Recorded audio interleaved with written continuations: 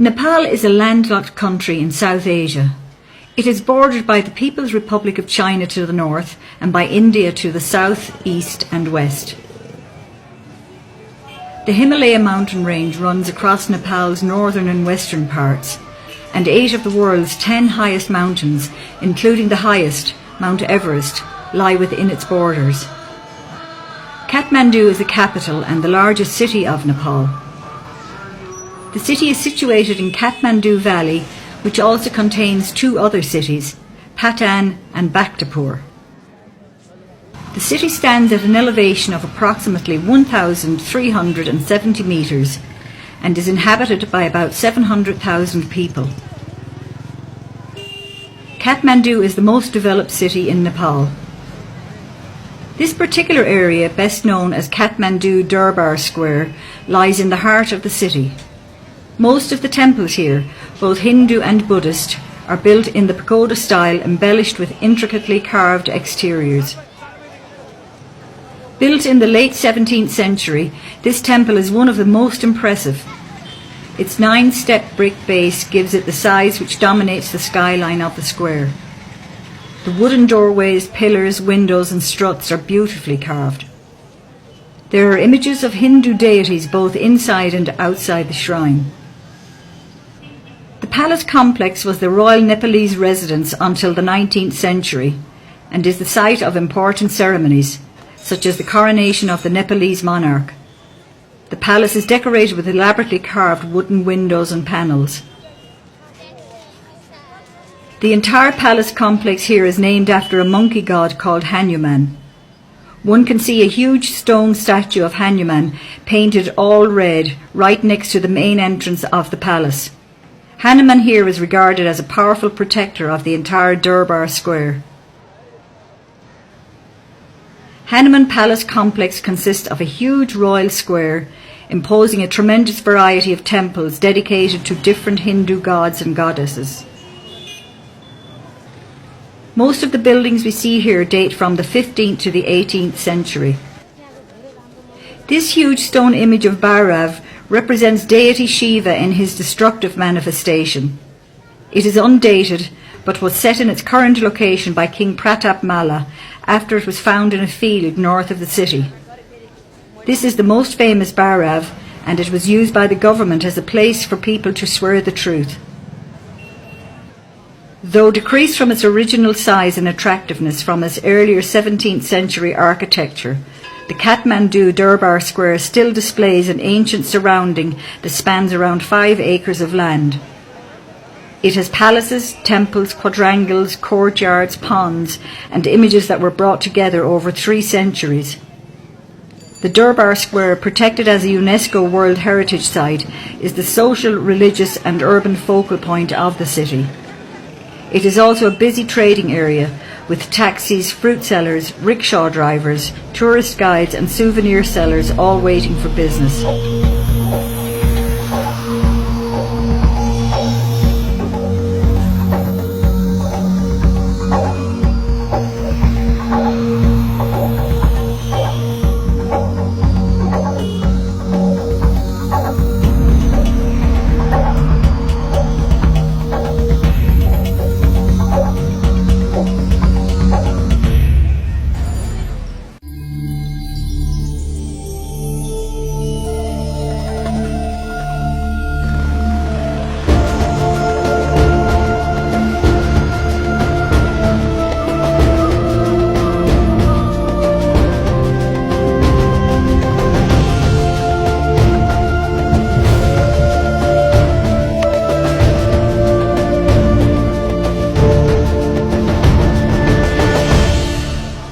Basically, we provide you the accommodation in the lodge, and in the lodge you'll get a room with the bed and a pillow, but you have to have your own sleeping bags. But still, some of the lodges, they have you have a common bathrooms you have to share with other people's, and some guest houses, the hot showers are available, but sometimes you have to pay additional. And the food, basically, you will eat as per the menu, whatever they have a menu in the tea houses. So you will eat as per the menu, and During the trek, yes, you can drink as much water you can because it will help you to avoid the altitude sickness, and also it's good for you for rehydration. But mineral water is terribly expensive, so try to get the boiled water or some other water with some the water pills. So you should not compete with the other people, but you should have your own rhythm. And as long as you have a willing power that you can do it, you will do it. This trek takes us from the village of Lukla, which is at a modest height of 2,860 metres, on a 10-day walk to the base camp of Mount Everest at an elevation of 5,400 metres. The journey begins with a 40-minute flight from Kathmandu to Lukla. For many people, this will be the smallest plane they have ever travelled on and an exciting start to the journey. This flight takes us to the Khumbu region of Nepal. The planes flying to Lukla from Kathmandu have no radar system on board, so they cannot take off until they are told that the weather conditions are suitable where we will be landing. Because of this, long delays occur regularly. Lining the streets of Lukla, it is common to see porters offering their services, but most people visiting the area would have these organised by now. Considering the remote location, the village and the skies above it can be surprisingly busy. In between the planes carrying tourists, you can see army and rescue helicopters at the airport. Lukla has a variety of shops and lodges where one can have basic Western-style meals and pick up any last-minute items for trekking or climbing ahead. There are many restaurants in Lukla, so you can have a meal before you begin the first day's trekking.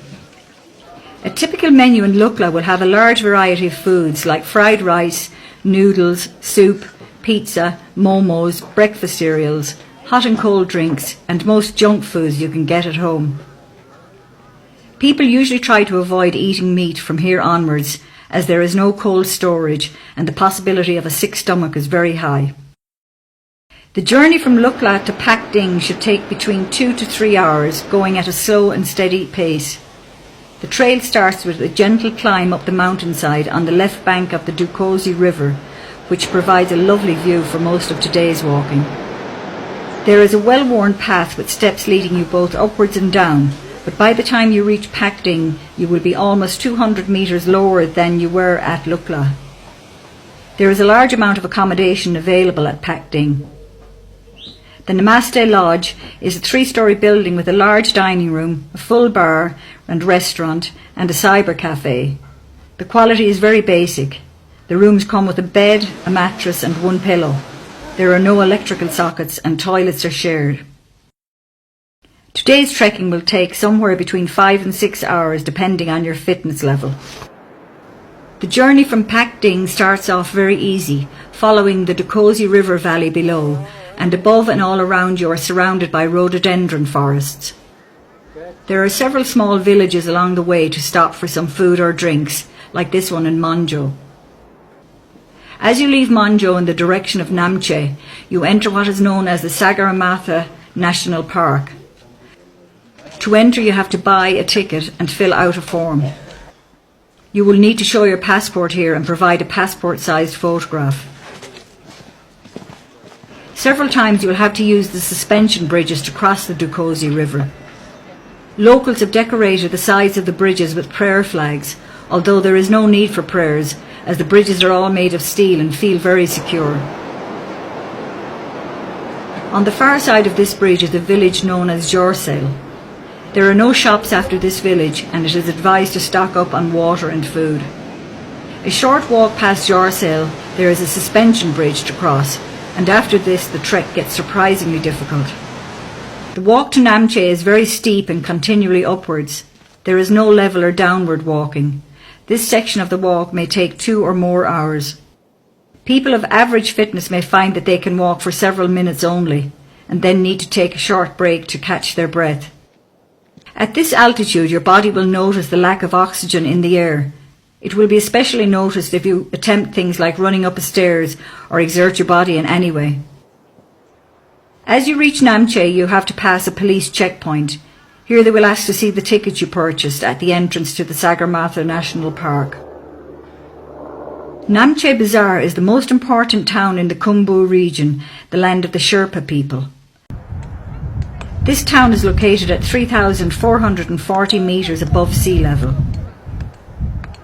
After the difficulty of the last day, you will feel the rest day at Namche is well deserved, but the idea behind the rest or acclimatisation day is to climb high during the day and then sleep lower. This will help your body adjust to the altitude more easily.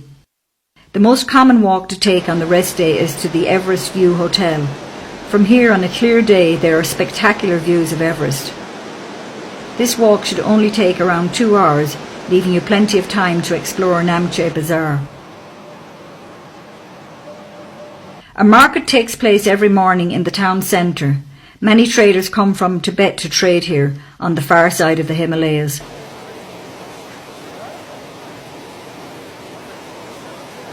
Looking from a distance, it looks like a second-hand clothes market, with everything spread out on the ground. But in fact, most of the goods you will find here are new imitation climbing gear. There is a big difference between the tourist prices and local prices, so if you want to buy something here and have a porter or a guide, get them to make the purchase for you.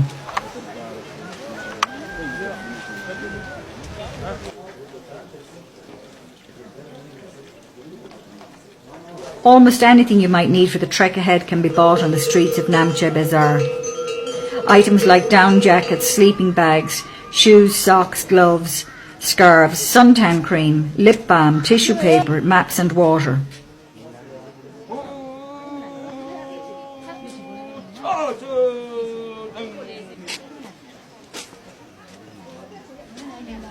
Namche Bazaar has many internet cafes, making it one of the few places in the region where trekkers can access the internet.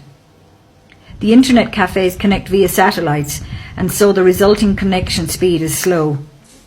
The village also contains a German bakery, well known in the region for providing good quality Western food, including pizza.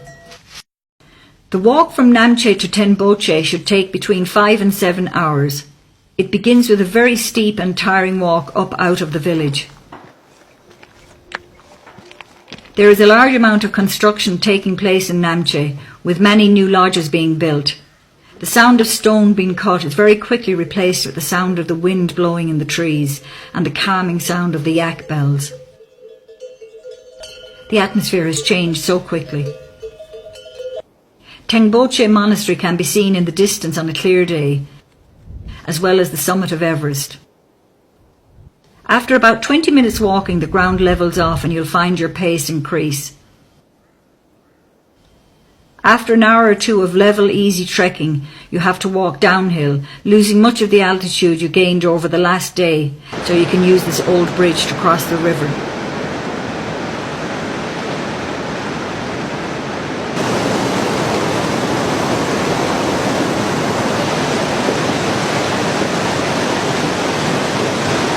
But the altitude that was lost must now be gained with a tough 2-hour uphill walk.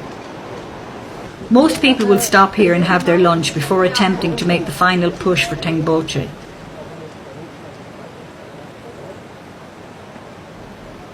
The price of a bottle of soft drinks here might be 50% higher than it was in Lukla, although meals like rice, soup and bread will be mostly the same.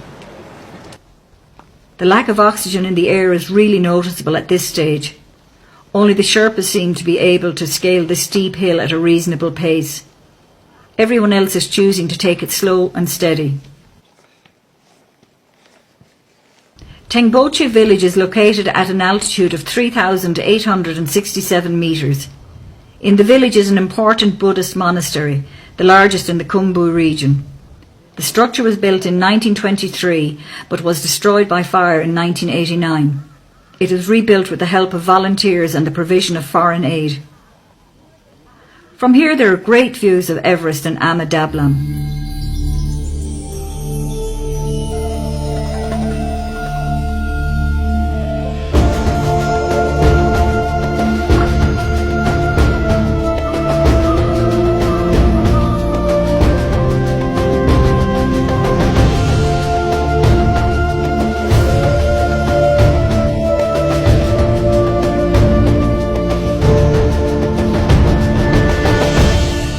All the traffic heading towards Everest passes through the centre of Tenboche.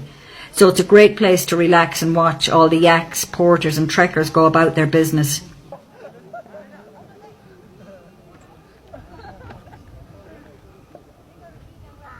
There is a large green area in the centre of the village for camping and several lodges to choose from.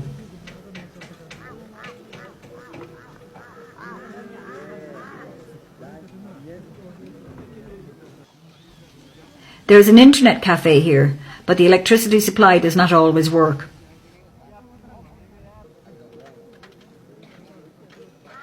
There is a bakery in the centre of the village which claims to be the highest in the world, and at nearly 4,000 metres it's easy to believe. The chocolate cakes here are delicious and taste as if they were freshly baked yesterday. The quality in the lodge is a little lower here than in Namche.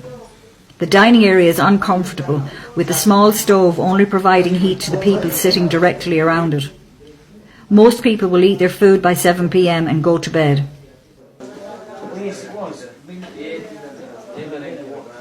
The walk from Temboche to Dingboche starts off gently sloping downhill, but shortly after crossing the river, we head uphill and spend most of the day walking along the river valley. Many people visiting this region of Nepal will only go as far as Tengboche, so from here onwards there are less trekkers, porters and yaks along the path.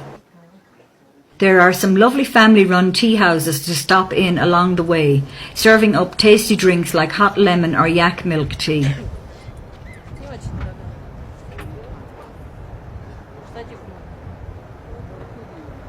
Overall, it is an easy but long day's trekking, with the journey taking up to 6 hours.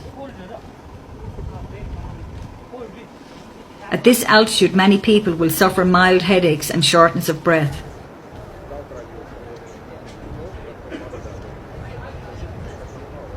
The village of Dingboche is located in the Chokhung Valley at an altitude of 4,530 metres. Trekkers will usually spend 2 nights in Dingboche for acclimatisation purposes. The village relies heavily on tourists, with lodges and tenting areas comprising most of Dingboche. The Imja River flows directly east of the village. Most people choose to spend the rest day hanging around the village. There is a bar here with a pool table. Expensive internet cafe and satellite phones are available at a high price if you feel like phoning home.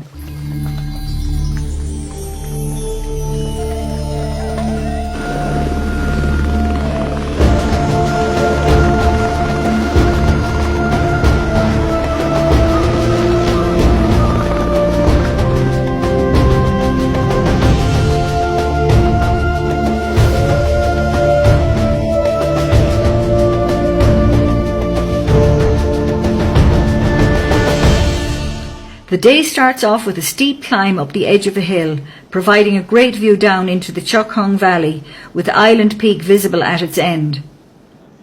Most people take a short break here and prepare themselves for the long march ahead. Today's walk could take up to 6 hours or more, depending on how the altitude affects you. As you walk along the side of the valley, if you look down to the left at the base, you can see a small village called Periche. There is a medical centre in Periche where emergencies can be treated. For minor ailments, there is a fixed charge. This charge enables the doctors to be able to treat the locals for free. Most of the walking today is along relatively level ground. There are a few signs of civilization along this route, so if you need to refresh with a drink or some food, do so at the nearest available shop.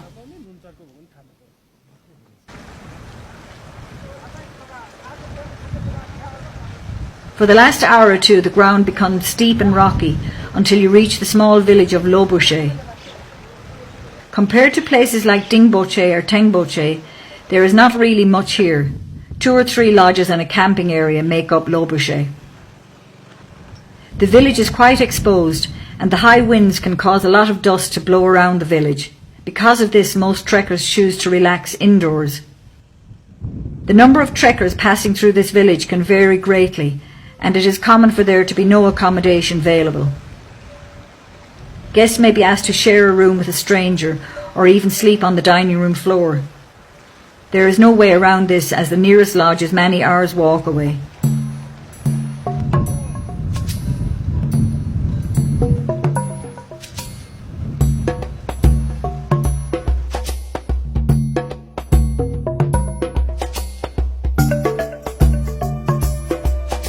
Today we have to walk for a little over 5 kilometres. It does not sound like much, but at this altitude it may take anywhere up to 5 or even 6 hours. There is no clear path and you have to walk over loose rocks, which add to the difficulty. The small village of Gorak Shep is actually the original base camp for climbers heading towards the summit of Everest. The small village is located at the base of a peak called Kala Pathar, which appears as a big brown bump below the impressive south face of Pommery. Many trekkers in the region of Mount Everest will attempt to summit Kala Pathar, since it provides the most accessible point to view Mount Everest from base camp to peak. Due to the structure of Everest, the peak cannot be seen from base camp.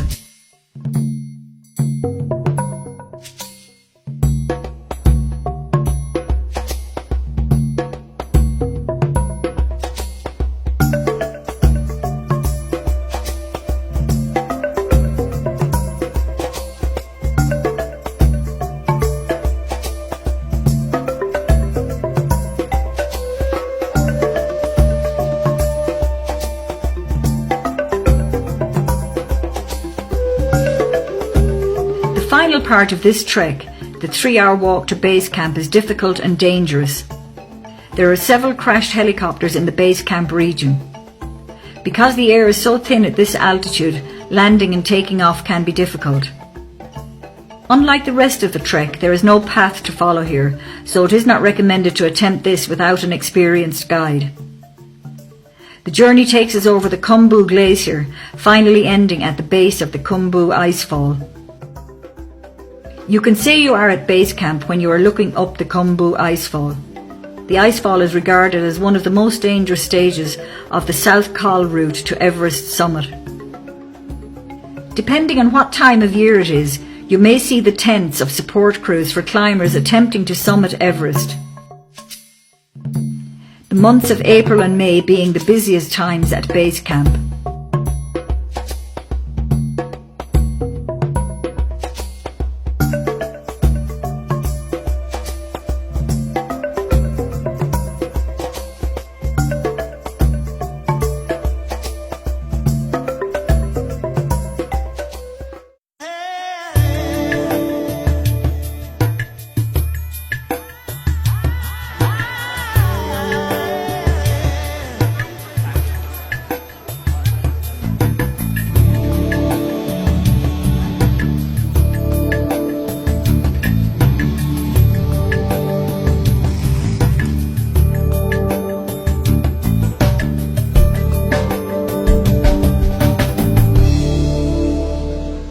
Actually, we are right now biggest World Heritage Movement, and this is the place. The name is Pashupatinath. We call that's opposite of the me. There is Golden Temple, and that's the temple name is Pashupatinath. That means it's holy animal place.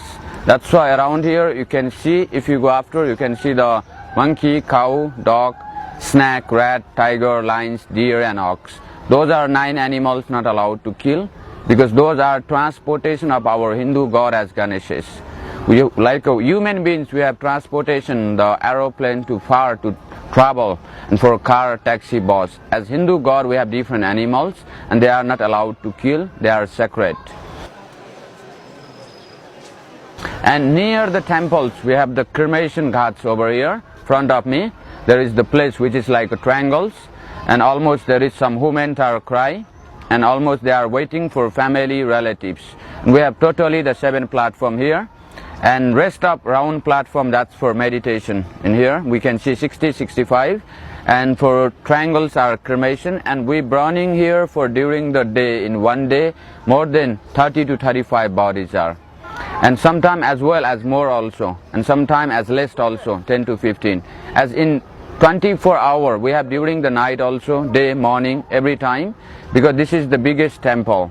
We have 80% Hindus in Nepal, and they cannot bring 80 persons, because 10% they are staying mountainside, 10% border of India. and when they die, the 20%, and almost they are like carry the body, you know, the like a bed of bamboos, and they take bank of any river. And almost we are like 60%, if they die, 40% hospital home, the cremated here immediately, soon as possible. And like 20% we are sick, we go hospital, as doctors say no more hope, and they like to die, most of people, and they bring in this place here. We have other side. If we go to the next side, we see the white building near the temple. That's the White House, which is people are waiting for die. You can see the near the red house, opposite of red house there is white. That's the hospice where the people are waiting for die. Some are they bring from the hospital today morning, they die today evening. Some are they wait for 2 day, 3 day, 4 day. And that house they provide from government, dedicated of government. And there almost doctor, sister, medicines are free everyone here. And if they die, rich are, we burning next side, there is the separate platform for political persons. We burning the body natural material. It's cost 500 kilogram wood to burning for one body, and minimum 10 to 12 kilogram the butter of cow, buffalo, because to pure butter of cow, buffalo, we put between the wood, then body they help to burning fast as fast. And we cannot allow to put like a kerosene, sugar, oil, because that's they made from machine. The human bodies are all over the world, Europe, America, Australia, anywhere people are they born, humans are. Just we have different skin. Some of them they have white, some of them they have black, you know. Human bodies are they made from five natural materials, which is we call air, water, sky, heaven and earth. And we believe if we burning from natural material, then they mix into the air to the air, water to water, dust to dust. That's why we burning from natural material. And after families are, when they come, the body they put near the platform and they cover from white as orange clothes. Because we born the naked, and when we die, the families are, they take the priest are higher caste. Because before the democracy time, we have according the caste system. And right now we don't have any more caste. And that's why all the people are, we believe they are same, equal, you know. And we have this 4 platform 12 years before, and 95 people are so many die, and they have to burn for one body 5-6 hours they have to wait. And that's why the government they build the 3 platform new, and that's why we have 7 platform over there. And almost like when they bring body here from hospital home, you know, when they brought here, then after the family relatives one by one they come queue by queue, and they are offering, they buy some in flower market, flower necklace, like red powder, orange powder, and they are offering into the body.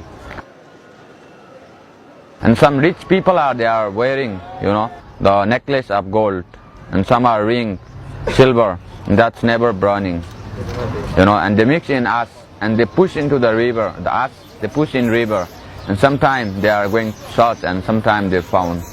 And that's why they go to searching in there, if they are lucky, you know. And some of them not belongs to. This is the river, name is Bagmati, and this is come from the mountain, from the Himalaya. And this is the follows to the Ganges in mix in the Banarasi in India. And this river name is Bagmati, because this is come from the Himalaya, and they went more than 200 kilometers down in earth, and they come from the mouth of tiger. And that's why we call the Bagmati. Bagmati means, Bag means tiger, Mati means water. This is come from inside the tiger mouth, this water. We have 108 temple around in this place, and temple those are dedicated of Shiva. Shiva is the main god, because golden temple is Shiva, the biggest temple. Around here, and 108 temple, and middle of the temple there is a small statue, which is symbol of Shiva we call.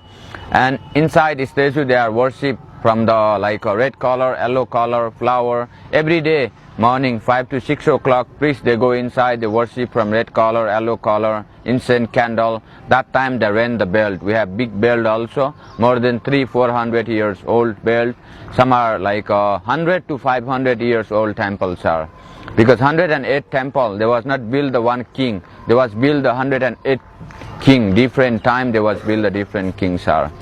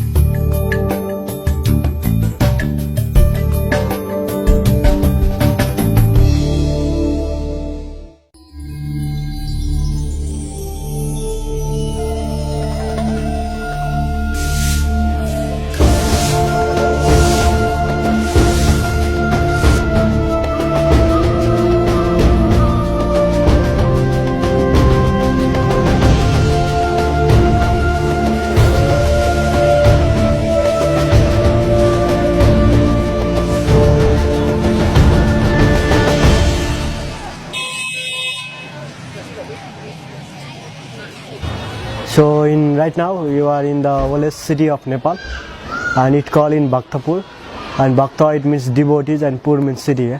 So actually until 16th to 17th century in our Nepal we have many separate kingdoms. It's a Kathmandu, Patan and Bhaktapur is the three different kingdom here. So right now you are in the Bhaktapur, and which is the 15 kilometer from Kathmandu valley. So and right now you are in the main square of this place, and it called the Darbar Square, and Darbar means the royal palace and square means the area. So in this square you can find the three different architect of temple. So and first one you can find in the pagoda, and pagoda is originally from in Nepal, and second one is the Sikhara, which is Indian art, which is, you can find in southern part of India. So and third is the stupa, and stupa is the Buddhist art, and which is found in Nepal also. So in this Bhaktapur city, it is very famous for three different art and architect. So first one you can see in every temple and everywhere here we have a nice wood carving here, woodwork here. So and the people from generation to generation they are making their work as a wood carve. Still now you can see some people they are making here now. And second is the clay pot, the farmer they are making the pottery here. So and third is the painting, and which is very popular in this place, and there is one school, and you can see the 40 artists and 6 teachers from Tibet, and they are making the painting exhibition here. So and this is the three things is very popular in this city.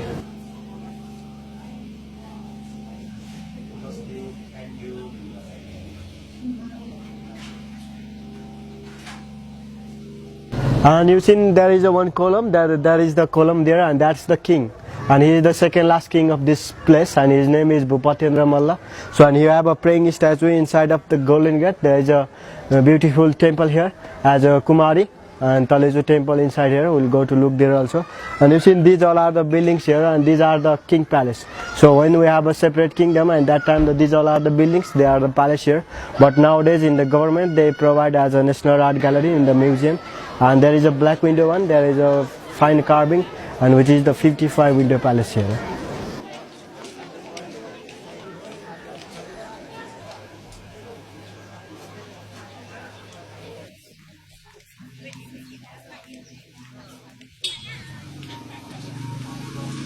And you know actually in this pottery from generation to generation they are still making it here. So they have a one wooden wheel, and inside of the wooden wheel they put in the clay, and after that they run by the sticks roundly 2-3 times, and after that they make it by their hand, and this is a typical one. No? And but nowadays they had a modern technique, and they put in the motor by electricity also. They are making the pottery here.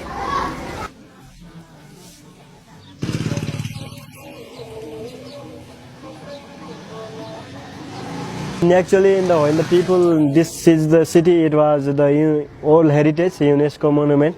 So, and some of the people, when they are making the houses, build the house like this, and the municipality, they provide them for the nice woodwork, wooden door and windows for them.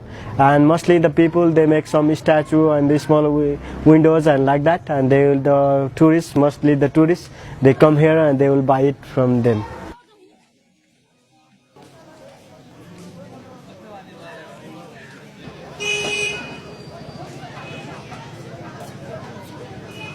Mostly our incoming shows, some more than 80% people they are the farmer here in Bhaktapur city, and some people they do as a business. Normally the people we are from in Tibet, out of Kathmandu valley, they are the lamas, and they are living here in the town, and they had a school of the art, and they will make it the art, and they sell it to the tourists, and they live their life now.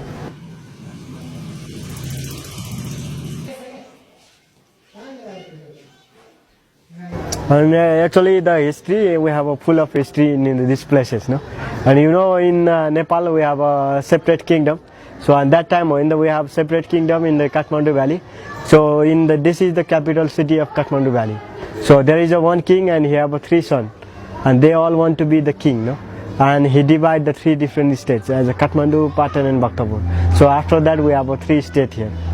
So until during that time we have only one kingdom, and this is the capital city of Kathmandu valley. So when he have a 3 son, and they are 3 brothers, and they all want to be the king, and king he divide the 3 different states.